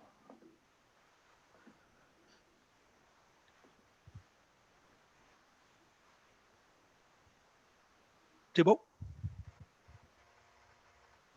Oui, normalement, c'est fait. OK. Bon, est-ce que vous voyez mon écran? Oui. Donc, la question qu'on s'est fait poser, vous l'avez reçue, je crois, par courriel la semaine dernière. C'est un citoyen qui se posait la question de savoir qu'est-ce qu'on faisait dans le parc là, qui se trouve à longer la bretelle de l'autoroute 20, donc immédiatement en arrière du terrain de Claude Arsenault. Donc, pour répondre à cette question-là, j'avais demandé à Louis de m'envoyer un peu d'informations. Donc, si on regarde le terrain de Claude Arsenault, ce lot-là a été identifié comme du commercial. Et en arrière, on le sépare en deux. Donc, en théorie, il devrait y avoir une rue. Si on voit mon curseur, là, il y a une rue qui va se trouver à couper le terrain en deux. Ce qui est en haut, ce qui est le plus près du parc résidentiel. Donc, ça deviendrait du commercial léger. Donc, ce qu'on entend par le commercial léger, ça serait tout ce qu'on trouve là, commerce touristique. On entend par là des établissements hôteliers, hôtels, auberges et tout, des restaurants, services de traiteurs et cafés, casse-croûte, bar laitier, boulangerie, commerce d'accommodement et d'alimentation, des locations d'équipements non motorisés, entrée, centre de santé, spa, massothérapie, ainsi de suite, des complexes d'hébergement touristique. Donc, c'est vraiment dans cette section-là, dans la section qui se trouve à longer vraiment le ruisseau, c'est vraiment du commercial léger pour éviter au maximum les bruits, ces choses-là, pour être capable de déranger. Puis comme on voit, il y a une bande boisée, ben, il n'y a rien qui empêche la municipalité d'être capable de venir justement faire une petite zone tampon pour protéger au maximum les résidents, le résidentiel du commercial léger. L'autre côté du chemin, donc le chemin projeté, là, on parlerait beaucoup plus d'une zone qui est commercial moyen, commercial lourd ou industriel léger. Encore là, dans ces zones-là, on parle de où, là? On se trouve à parler des limites du terrain de Claude Arsenault, puis tout ce qui est le plus près de la bretelle en tant que telle. Donc, c'est vraiment ce qui se trouve à être au sud du chemin projeté. Le chemin projeté est à peu près dans le milieu. Là. Donc, je n'ai pas le plan là, directement là, au niveau, là, mais comme vous voyez mon curseur, c'est à peu près où le chemin va être. Puis tout ce qui se trouve à être dans la zone de la bretelle, bien là, on parle de commercial moyen, commercial lourd, industriel léger. Puis quand on... Pardon? Je m'excuse de te couper, là, mais sauf la portion qui est directement adjacente à Nilus-Leclerc puis à la bretelle, qu'on avait dit qu'on réservait ça pour faire une halte routière puis une zone d'information touristique. Effectivement. Cette zone-là n'est pas incluse et dans un autre zonage. C'est là, je crois que c'est du CB49. Là, je n'ai pas l'information, mais ce coin-là est zoné différemment de ce qu'on veut faire en arrière du terrain. Vous avez parfaitement raison. Donc, on voit la ligne de bois là, ici. Là, ça, c'est vraiment les limites du terrain là, qui se trouve à être sur façade 285, là, Nilus-Leclerc. Donc, si on parle de commercial, bon, il y a je peux vous donner, c'est des C4, C5 et I. C4, on va parler de vente au détail d'équipements de plomberie, vente au détail de meubles, salons funéraires, animalerie, marchands de matériaux de construction et tout. quand on parle du C5, on va parler d'atelier mécanique, garage de réparation, lave-auto, atelier de carrosserie, location d'équipements, de machinerie, vente de véhicules motorisés, et ainsi de suite. Le I1, on va parler dans l'industriel léger, on va parler d'industrie de l'alimentation, industrie du meuble, industrie de l'habillement, le textile, industrie de fabrication de produits électriques et électroniques. Donc, je vous les donne dans les grandes lignes. Ces informations-là sont disponibles à la municipalité, mais la volonté du conseil municipal, quand on a fait notre changement de zonage, c'était d'avoir en priorité la quiétude des citoyens en faisant une zone qui est beaucoup plus tranquille, si on peut dire ça, qui va aussi servir qui peut servir aussi comme zone tampon. Puis de l'autre côté, on y va un petit peu plus lourd, mais toujours en respectant ou en tentant de respecter les bruits, ces choses-là. Donc, dans notre volonté de développer le volet commercial et industriel léger, ce secteur-là peut devenir un bon secteur en tant que tel. Donc, c'était en réponse à la question d'un citoyen qui a passé par notre Facebook. Est-ce qu'il y avait des questions de la part des conseillers sur ce point-là? S'il n'y en a pas, on va revenir à notre ordre du jour au point 20, l'adoption du décompte progressif pour le projet de la patinoire extérieure. Sur ce point, je déclare mes intérêts et je me retire de toute discussion et prise de décision. Parfait. Donc, Louis, tu vas me corriger si je me trompe, mais la facture totale qu'on a à adopter pour le décompte, c'est 124 594,58. Oui, puis il y avait aussi moins la retenue. Moins la retenue, oui. Puis là-dessus, l'entreprise aussi demande est-ce que vous êtes favorable à troquer la retenue de 10 pour un cautionnement de 10 Ça se fait dans le cadre d'autres projets. Je vous dirais que c'est une entreprise que vous connaissez bien, qui est sur notre territoire. Les travaux, il y a une inspection qui a été faite là, par Sylvain Thibault, là, puis aussi par Bruno Chouinard. Nous, tout nous convient à l'heure où on se parle. Puis, advenant qu'il y aurait des problématiques là, sur un an, on pourrait se servir du cautionnement. Mais ça, l'entreprise préférait recevoir le 10 tout de suite. C'est à votre choix, là.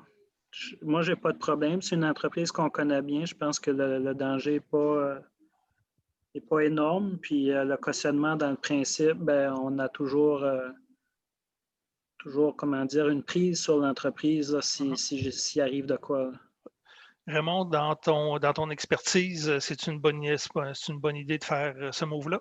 Ah oui, c'est une normalité. Surtout si c'est une entreprise qui est là pour durer. Ils ont toutes les assurances et les cautions en fonction parce qu'ils font des appels d'offres publics. Il n'y a aucun risque pour la municipalité. Parfait. Est-ce qu'il y a des commentaires sur ce point-là à apporter? Non. S'il n'y a pas de commentaires, je vais prendre un proposant en secondaire pour accepter le décompte progressif. Propose. Edmond, seconde et 2. Bon. Dépôt des 2 états financiers comparatifs pour les fins du budget 2021. Est-ce que vous en avez pris connaissance? Oui. Parfait, c'était conforme. Donc, c'est seulement que des dépôts. Dépôt des 2 états. Oui. Je vous dirais pour le budget, c'est pas ce que je souhaitais le plus final de vous déposer. C'est comme la version, disons, basic que j'ai déposée parce qu'elle était prête. Puis là, le temps m'a manqué aujourd'hui. Je veux vous déposer le fichier qu'on utilise pour travailler le budget avec les 5 dernières années de répertoriés, avec les notes aussi qu'il manquait à ces 2 états financiers-là concernant la différence entre le budget initial et le budget projeté pour 2020. Parce qu'on a des notes aussi pour vous expliquer les plus grands écarts. OK. Mais en fait, juste pour information, les 2 états comparatifs qui étaient, la première portion de l'année puis la deuxième portion qui est à venir encore, la portion qui est à venir, c'est comme la deuxième colonne dans les documents que tu nous as envoyés? En fait, le prévu, j'ai l'impression que c'était le reste à faire en deuxième, puis ensuite de ça, tu avais le. Donc, la deuxième colonne, ça représenterait les 2 mois manquants, une estimation. Ça dépend lequel on parle. Il y avait 4 documents. Il y en avait un que Lise avait appelé rapport comparatif comptable, puis l'autre. Comparatif budget, action et fin. Lequel dont tu parles, sais-tu lequel dont tu parles, Jean? Bien, en fait, il n'y a pas un document qui est spécifiquement pour les 2 mois manquants, là. Les 2 mois manquants sont intégrés aux documents qui sont présentés là avec les 10 mois, non? Admettons, j'ouvre celui comparatif budgétaire, puis je regarde qu'est-ce qui est marqué. C'est ça, solde pour la prévision, estimation totale, c'est ça, versus le budget en cours. Le budget en cours, c'est ce qui reste. Et que le budget en cours, c'est le budget initial, puis l'estimation totale ou la solde pour la prévision, là, c'est au même. C'est ce qui est projeté, là. OK. Autre question? La version plus complète de ces documents-là, c'est quand tu pensais bon pour nous déposer ça? Lise a intégré ces chiffres-là dans notre document de travail, là. Puis moi, dans le fond, ce qui me manque à faire, c'est d'apporter les notes pour les grands écarts, là. OK. J'espère pouvoir vous le faire parvenir soit demain ou mercredi. Mercredi, peut-être plus. Puis il va y avoir à planifier la rencontre là, pour la première rencontre du budget avec ces documents-là. Autre question? Okay. Parfait, on va passer au point 31, dépôt des 2 états financiers à jour octobre 2020. Ça, c'est les dépôts. Je ne les ai pas reçus. C'est ceux comme plus réguliers, mais c'est sûr qu'ils sont comme plus ou moins intégrés là, dans le dépôt des états financiers comparatifs. Je vais demander à Lise de le sortir. Là. Je vous l'enverrai par la suite. Là. Ça, c'est celui dans le fond, les états financiers à jour. C'est ce que vous avez l'habitude de voir à chaque mois. De recevoir à chaque mois. Ouais. Je vous l'enverrai en même temps que l'outil budgétaire en tant que tel. Est-ce que, point 32, liste des déboursés approuvés par le Conseil ou effectués par la délégation, octobre 2020, est-ce que vous avez pris connaissance de la liste? Oui, j'avais quelques questions par rapport à ça, cette liste-là.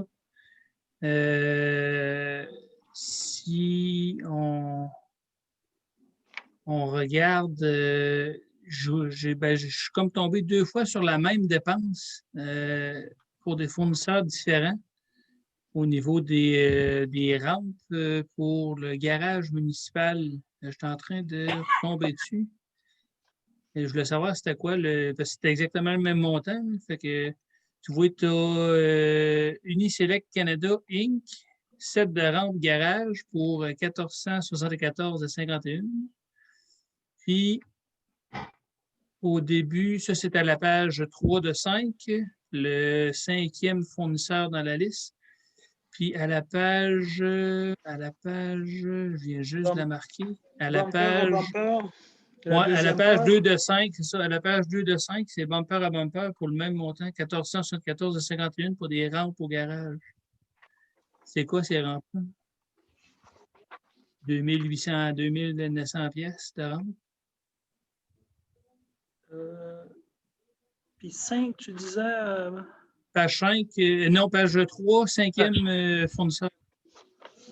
Uniselect Canada, 7 de rampe garage. OK. Vite comme ça, je ne pourrais pas dire, Pascal. Je vous reviens à savoir s'il s'agit d'un doublon. Bon. OK. Puis, j'en avais un autre. J'ai absolument rien contre le garage. Je fais affaire avec lui régulièrement. Mais il y a un 1300 pièces pour une pompe à gaz de pick-up. Je sais pas là. Je trouve que c'est un petit peu dispendieux. Puis je me serais attendu que c'était quelque chose qu'on était capable de faire à notre garage à nous autres. Là. Mais c'est ça, là. Y a-tu vraiment juste la pompe à gaz pour 1300 pièces ou il y avait d'autres choses attachées à ça qu'on n'est pas. Que le descriptif ne correspond pas, peut-être? 1300 pièces, tu dis? Oui. Ouais. Et à quelle page? Là? Page 4, garage Rock-Caron, réparation camion Dodge 2008, pompe à essence 1313 et 13. Un vendredi 13. 13h. À 13h13.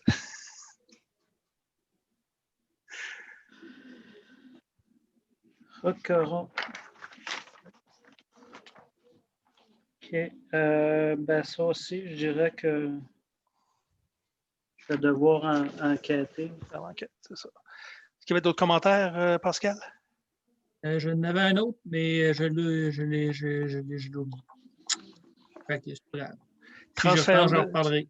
Oui, c'est ça. Si tu retombes dessus, transfère l'information à Louis pour qu'il nous tienne au courant. Est-ce qu'il y avait d'autres personnes qui avaient des commentaires sur le budget ou sur les dépenses?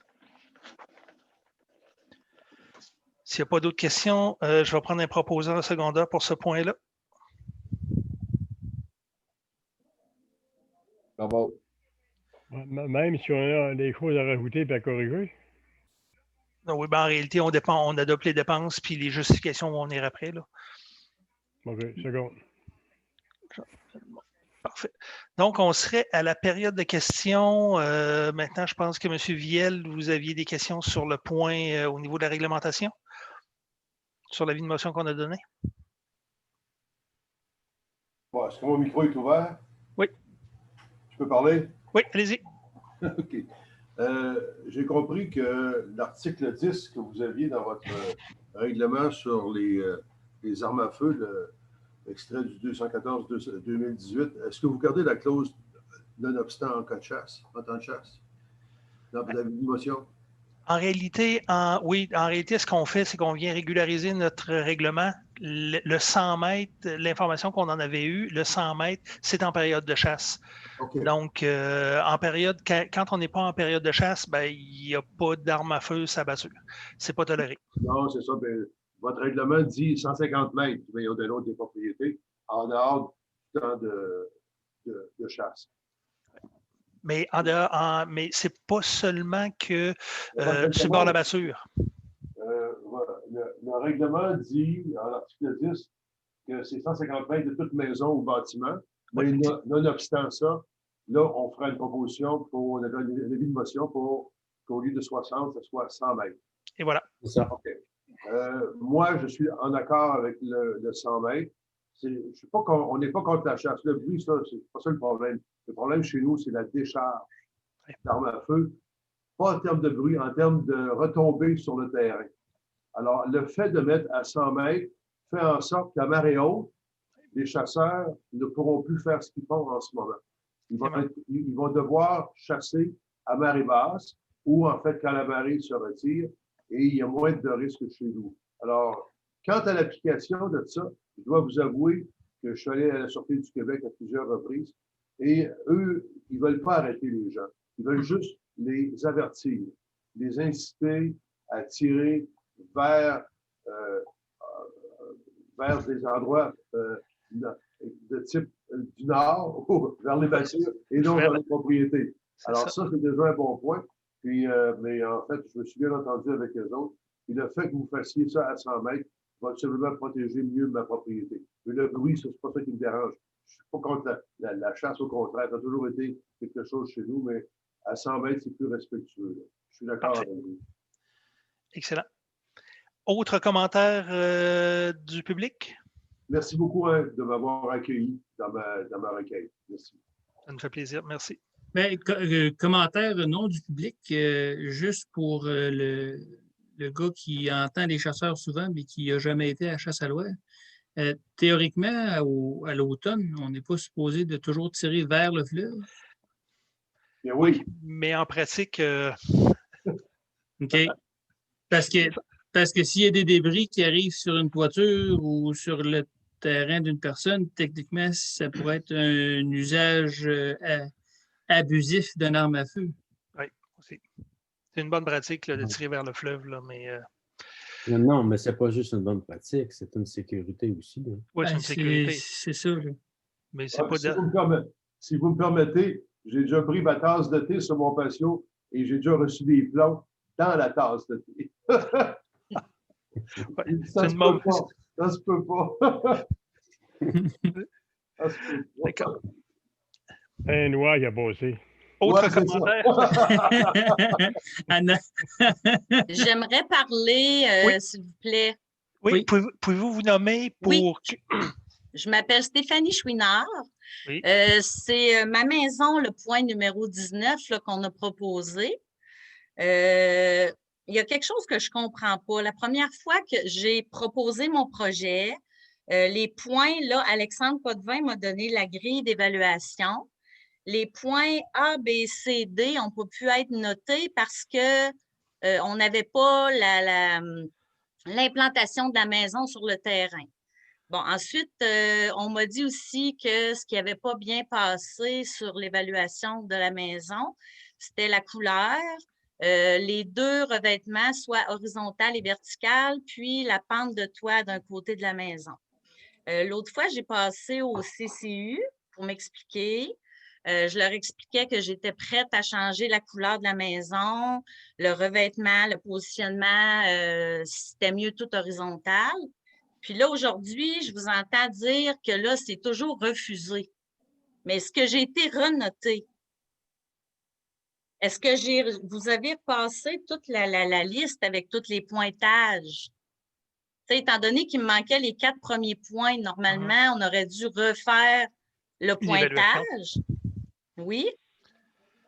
Je ne veux pas vous induire en erreur. Je n'étais pas là lors du délibéré de ces points-là.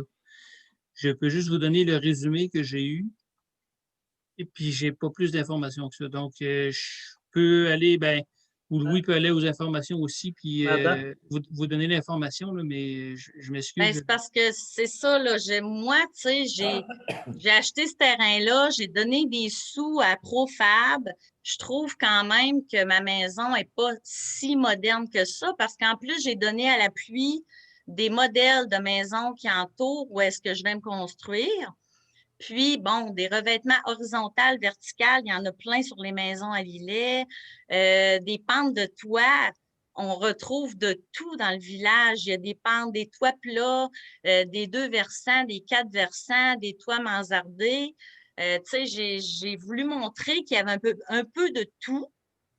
Puis, en plus, où est-ce que moi, je m'en vais me construire, bien là, je me dis, c'est quand même une belle maison, puis c'est pas non plus un modèle là, qu'on voit nulle part. Puis, il y a quand même devant le vieux foyer qui est laissé à l'abandon. Il y a la Martine qui est à moitié brûlée. Il y a le vieux casse-croûte sur le coin qui est là puis qui fait rien depuis je ne sais pas combien de temps. Au côté, il y a la maison des jeunes qui est comme un cube. Je me dis, là, j'essaie de mettre une belle maison là, puis ça ne marche pas. Madame Chouinard, il y avait Louis qui voulait prendre la parole aussi, là, Oui. juste avant. Vous êtes en droit de recevoir l'information qui concerne votre dossier, là, ce qui sort du CCU. Je vais en informer Alexandre que vous allez prendre contact avec lui. Je comprends que vous avez besoin d'explications là, sur les 2 évaluations, là, peut-être avoir plus de détails là, pour pouvoir bien vous aiguiller là, par rapport à votre projet. Là. Oui, j'aimerais ça, s'il vous plaît. Est-ce qu'il y avait d'autres questions? Oui, est-ce que c'est possible? Oui, allez-y. La question est peut-être pour M. Breton tout spécialement. Dis-moi, M. Louis, est-ce qu'on a du développement sur les terrains de pétanque qui devaient être construits cet été, qui ont été bloqués cet automne? Est-ce qu'on est rendu avec ça? On est rendu que je me suis fait conseiller de regarder la conduite. Il y a la canalisation d'un cours d'eau dans le secteur. Il faut identifier si cette conduite-là est pérenne dans le temps parce que plus loin dans le secteur, comme vous avez vu dans le plan, il y a un stationnement là, qui devra être qui va être aménagé. Puis, il y a ça. Puis sinon, ben, c'est ça, dans la même veine, là, c'est que de construire aussi le terrain de pétanque seul versus les autres aménagements, ben, ça, on m'a dit qu'il faudrait plutôt faire ça d'un seul tenant. Alors, j'ai besoin d'une expertise en ingénierie civile pour pouvoir faire des plans et devis. Puis aussi, on m'a très alerté sur l'état de la situation concernant ce terrain-là, dans le sens qu'on est en zone inondable, puis on a reçu, il y a peut-être 2 semaines de ça, une semaine, 2 semaines, le plan de l'arpenteur. Ça confirme qu'on est en zone inondable jusqu'au terrain de pétanque actuel. Alors, il va falloir faire une demande de certificat d'autorisation auprès du ministère de l'Environnement. Puis, ça va être des bonnes négociations là, pour pouvoir intervenir sur tout le secteur. Moi, j'y crois beaucoup, mais c'est ça. Ça, on m'a dit, fais bien attention. C'est l'entreprise locale là, qui m'a fait ces conseils-là parce qu'ils se sont fait arrêter solide quand ils ont fait les travaux là, à l'école primaire. Qu'on ne veut pas se retrouver dans la même situation. Fait que pour toutes ces considérations-là, ça va être des travaux qui sont visés plutôt au printemps. Là, Bon, c'est OK. Je comprends très bien la situation. On va se reparler après les fêtes, probablement en janvier, où est-ce qu'on en est rendu avec cela. Maintenant, pour une autre question, est-ce qu'on a regardé le projet Boules et Cochonnets chez les conseillers? La parole est à vous. On en a discuté brièvement lors de notre dernière réunion de travail. Projet qui va être au budget. Projet qui va être analysé plus approfondi. On va approfondir plus dans le temps du budget. C'est parfait. C'est parce qu'on m'a laissé dire qu'il n'y avait pas suffisamment de place autour de Chanoine-Martel pour une telle construction. Mais je pense qu'il y a suffisamment de place quand on regarde tout le boisé qu'il y a derrière. Mais il y a quand même un développement, là. Il y a quand même une orientation, une idéalisation de ce qu'on veut faire dans ces secteurs-là. Donc, oui, il y a du terrain, effectivement. Je ne sais pas si vous êtes allé le marché, mais il est excessivement escarpé puis il est rocheux. Donc, au niveau de l'implantation, on va couper une forêt pour être capable de venir aménager. Ce n'est pas que c'est infaisable, c'est juste que présentement, il faut qu'on soit en mesure de bien analyser le dossier pour la réalisation. Donc, c'est beaucoup plus ça. Vous fonctionnez comment? Est-ce qu'il y a un comité? Est-ce que c'est seulement que les conseillers? Oui. Il n'y a pas de comité de former spécifiquement, à moins que le conseil voudrait former un comité, comme on a fait là, au niveau du comité en protection de l'environnement. Donc, on pourrait fonctionner pour être capable de venir étudier cette question-là spécifiquement, former d'un maximum de 3 conseillers qui va délibérer puis nous déposer un rapport. On pourrait le faire aussi par comité. Présentement, il n'a pas été déposé un comité formel. C'est parfait. Donc, c'est donc dire qu'on peut avoir des réponses quand? On fait le budget, on commence ces budgets-là. On va se pencher. Une municipalité, c'est une panoplie de petits postes budgétaires. Donc, Boules et Cochonnets va probablement passer dans les projets spéciaux, puis on va en analyser pour être capable de venir classifier si on priorise à l'endroit ou qu'est-ce qu'on fait avec ce projet-là en tant que tel. Il reste que la décision va être prise par les conseillers. C'est parfait. Merci beaucoup. Bonne fin de soirée. Bonne fin de soirée. Autre question? J'en aurais 2 autres là, quand même à relater que vous avez commenté lors de la réunion de travail. On avait eu une interrogation citoyenne sur la révision de la vitesse sur la 285. Oui. J'aimerais qu'on lui réponde là, à l'intérieur de la réunion, parce que les gens, savent pas, on fait tous de bons efforts là, pour faire la diffusion, la promotion des séances sur Zoom. Mais c'est ça, on peut lui mentionner qu'on a pris connaissance de son interrogation, là. Effectivement, on a pris connaissance de l'interrogation, justement. Là, on parle du secteur plus limite secteur Saint-Eugène, Saint-Cyril, limite Saint-Eugène, Saint-Cyril. Donc, la citoyenne qui nous a fait la remarque où ça passait excessivement vite en avant de chez elle, qui avait, bon, des autobus scolaires qui étaient là. C'était dans des zones où la visibilité parfois était réduite dû à la vitesse des véhicules qui passaient. Donc, pour nous, bon, la 285 ou le boulevard Nélo-Séclair est une route du MTQ, donc qui est régie par la Sûreté du Québec. Donc, pour nous, faire une demande à notre parrain pour avoir une vigilance plus accrue de ce secteur-là, c'est une chose qu'on est capable de faire. Pour la question des bruits, on parlait tantôt des freins moteurs. On pourrait aussi avoir des pancartes, là, ralentissez, des pancartes pour être capable de maintenir. Mais d'arriver avec une réglementation spécifique, bien ça, on n'est pas capable en ce sens-là, considérant que c'est une route numérotée, c'est une route provinciale en tant que telle. Ce qu'il y avait d'autre, oui. La municipalité, elle peut forcer, pas forcer, mais je veux dire, elle peut implanter son règlement, disons qu'une zone de 80, si elle la soumet au ministère, ils vont l'étudier. On peut passer une résolution, effectivement, on peut passer une résolution demandant au ministère du Transport de faire une vérification sur la vitesse ou les vitesses excessives qui se font dans ce secteur-là pour demander une diminution de la vitesse en tant que telle. Mais considérant qu'on est en sortie, on est dans une voie de transit entre Saint-Eugène ou entre Saint-Cyril et Lillet, secteur Saint-Eugène, je vois difficilement. Il reste que la demande peut se faire.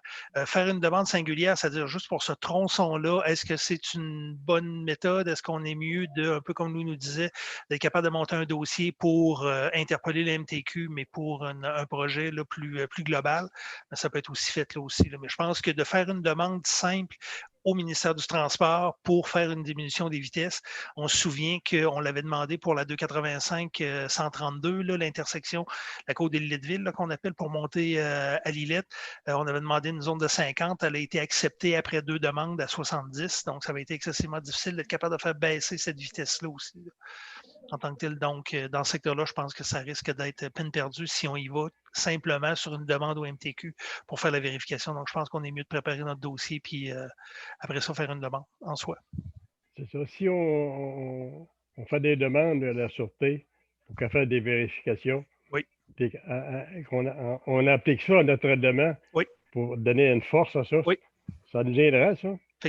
Effectivement, que si la Sûreté du Québec est capable de faire une enquête sur ce secteur-là, la vitesse sur ce secteur-là, bien, il y a moyen d'être capable de peut-être venir bonifier notre demande au MTQ. Puis en même temps, la Sûreté, s'ils font du radar, bien, ils risquent de faire garnir leur gousset. Oui, parce que dans ce bout-là, ça rentre dans le coffre. Oui, effectivement. Autre commentaire sur ce point-là? Tu avais un autre point, Louis, je crois? Il y avait une autre interrogation. On a eu, je vous ai fait étalage de 2 demandes de révision des taxes municipales. Il y en a une, c'était plutôt, je ne sais pas, la demande portait sur un intérêt d'$1. Puis un autre cas que vous n'avez pas de correspondance parce que ça s'est fait verbalement, c'est une entreprise gîte touristique. Puis la personne mentionnait que, dans le fond, elle n'avait pas reçu son compte de taxes. Nous, c'est comme la première personne qui nous interpelle de cette façon-là. Alors, c'est ça, là. C'est peut-être de répondre. Là. Je peux peut-être faire un préambule dans le sens que les taxes municipales, à moins qu'il y ait constatation d'une erreur administrative, c'est régi par la loi. On ne peut pas agir sur le compte de taxes municipales. Peut-être pour te donner suite. Là. Je pense que ça résume. C'est pour répondre à la question. La question des intérêts, c'est un automatisme. Donc, oui, il y avait $1 d'intérêt, mais il reste que les intérêts sont toujours courus sur les arrérages. Donc, c'est un automatisme qui se fait en ce sens-là. Autre commentaire, Louis, ou Non, ça faisait le tour des interrogations. Est-ce que vous avez d'autres questions, commentaires, quoi que ce soit pour la réunion de ce soir? Non. Parfait. Attendez, avant de quitter, j'ai un point à vous parler. Ça va prendre 5 minutes. Je veux savoir votre opinion là-dessus. Donc, je vous remercie beaucoup et bonne fin de soirée. Parfait. Qui peut faire la levée de l'Assemblée? Qui propose qui seconde la levée de l'Assemblée? Raymond, secondé de Jean Lassette.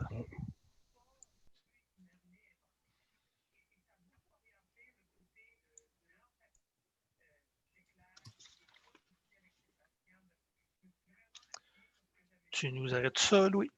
Il faudrait que tu me repasses le hausse ou tu peux l'arrêter toi-même. Oh, je vais pour l'arrêter.